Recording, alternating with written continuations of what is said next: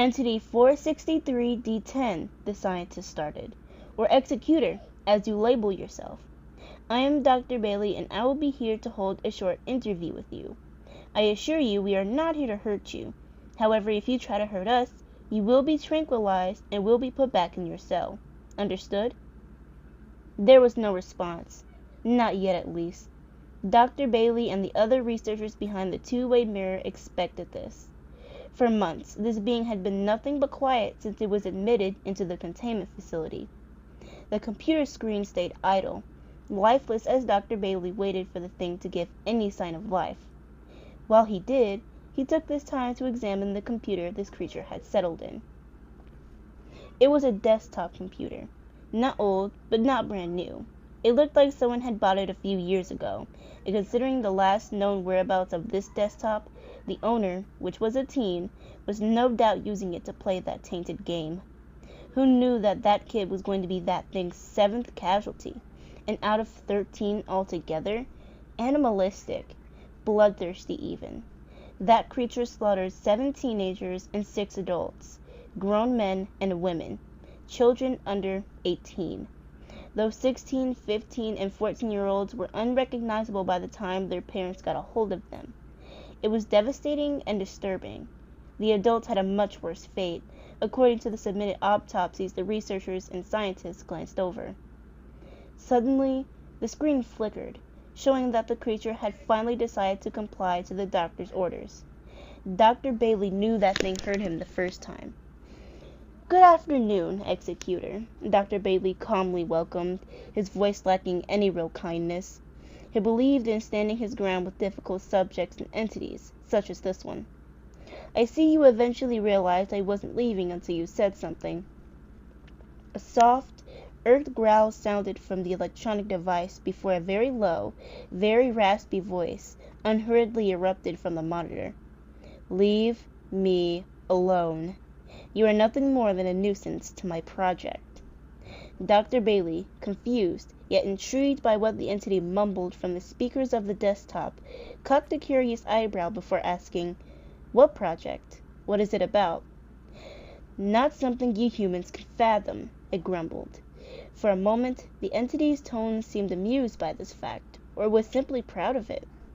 Another wave of ignorance washed over Dr. Bailey as he tried to wrap his mind around the answers the former was giving him. The creature was speaking in clear tongues. The language was familiar, but the meaning was unclear. There wasn't a whole lot to go off of, so Dr. Bailey came up with a follow-up question.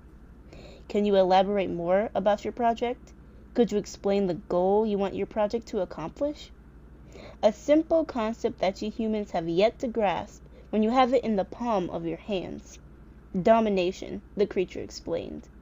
"With the power I possess, I can control just about anything and everything I desire in this world. Your world. I just needed a few naive souls to help give the first few steps a little push so that it was easier to tap into your mortal world." Dr. Bailey let out a quiet hum of acknowledgement and surprise when the entity willingly gave him more information about his project. World domination? It wasn't too far from supervillain agenda, that was certain. Dr. Bailey continued to interrogate the thing, making sure to pry at every hole the entity left behind so we could scrutinize and probe for more details of its plans. It was often the creature was mysterious and vague, so if Dr. Bailey could drop the idea that the creature could suddenly talk in riddles to confuse him, or avoid certain questions altogether, that would be the best course of action for a manageable conversation. "World domination, huh?" Dr. Bailey questioned. "Why that? Why not something like body possession, or something as straightforward as visual hallucinations? Something to give us a sign before you throw world domination into the mix." There was a brief silence from the entity, as if it were pondering the question Dr. Bailey had asked. Dr. Bailey quickly began to assume that it was avoiding the question by not answering at all, though the thought was quickly put to rest once the creature spoke up again. It would waste time, and my collaborators' time, to play with our victims when we have work to do. We can fool around with much more once we have everything we fancy. And considering how massive your population is, I don't think we'd ever get bored. There's more than enough to go around. Valid. For a thing like this. Dr. Bailey sat silently, letting what the creature said hang in the air and sink in. He couldn't believe he was being told by a monster that the end of the world was near. In summary, he was dwelling on the thought so much, the thing got confused as to why the scientist suddenly went wordless. Scared? It asked. You should be. It won't be long until our little science project becomes a reality, and you will all be running and screaming for your lives. You'll be endless fun for us, and it is a shame that you humans won't enjoy it as much as us. Don't tease, grumbled Dr. Bailey. You know you're neck deep in this facility, right? The likelihood of you ever getting out is slim. The sedative we put together for you, and you alone, is enough to knock a person out in 3 painless minutes, while it takes you an easy but long 10. You shut down the computer, the monster corrected, not us. You tranquilized the desktop, not us. Sure, the desktop is a vital thing we need to exist in your mortal world.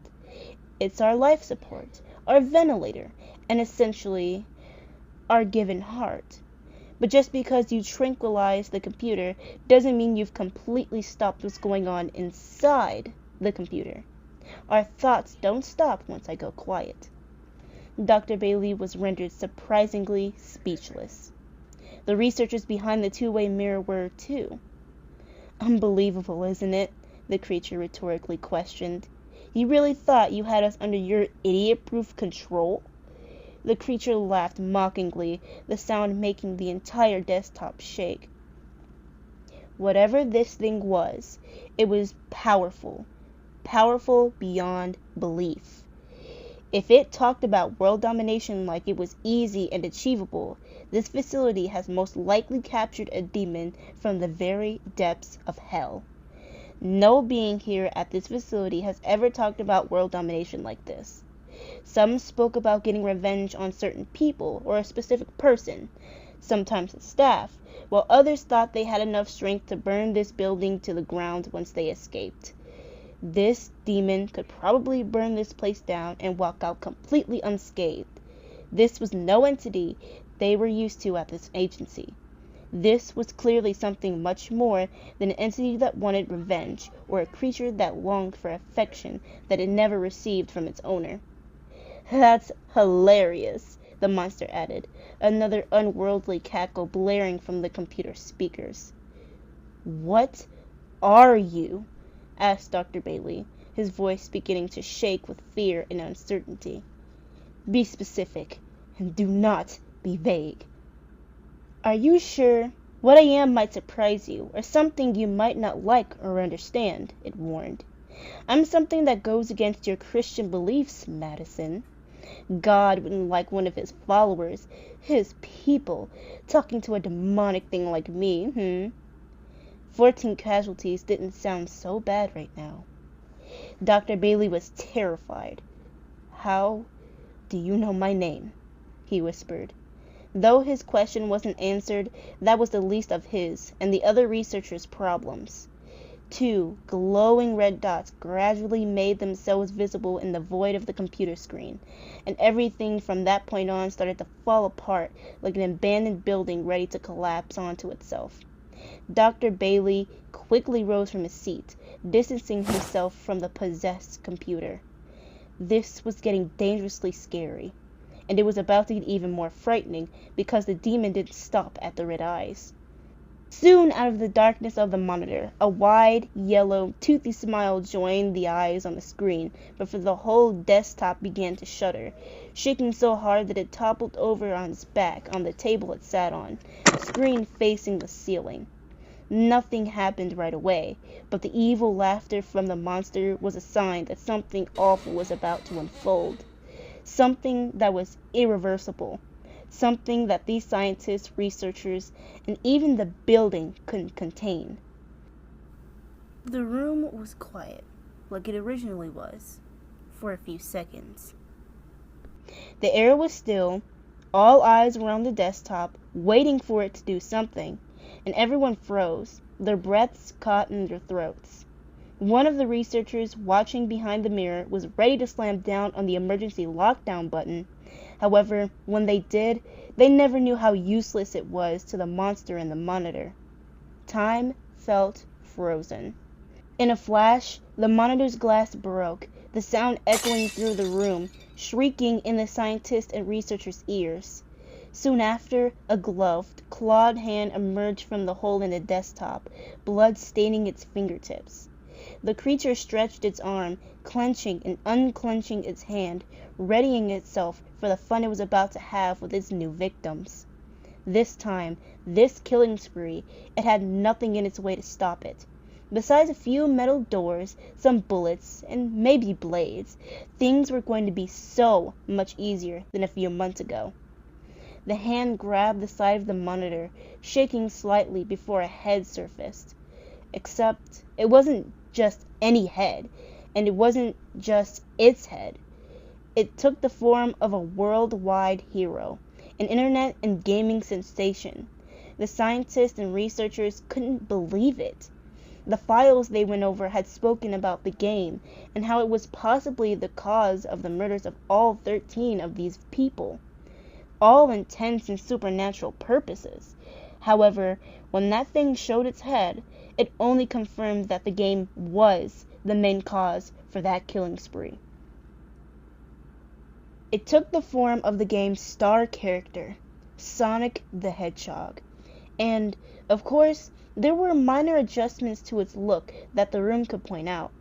Its scarlet was blacked out, its small, red pupils the only thing you could see through its lifeless, void-like eyes, along with its blood-tainted, pointy smile. Crimson blood was running down its darkened muzzle, escaping its eyes and nose like a faucet, as well as dripping from the corners of its mouth. Its fur, like its muzzle, was a few shades darker than what the normal, speedy blue blur would look like, showing how the demon completely contaminated the game and its bright characters. Everyone in the room all had the same thought cross their mind when they were met with this monster. Humanity is doomed.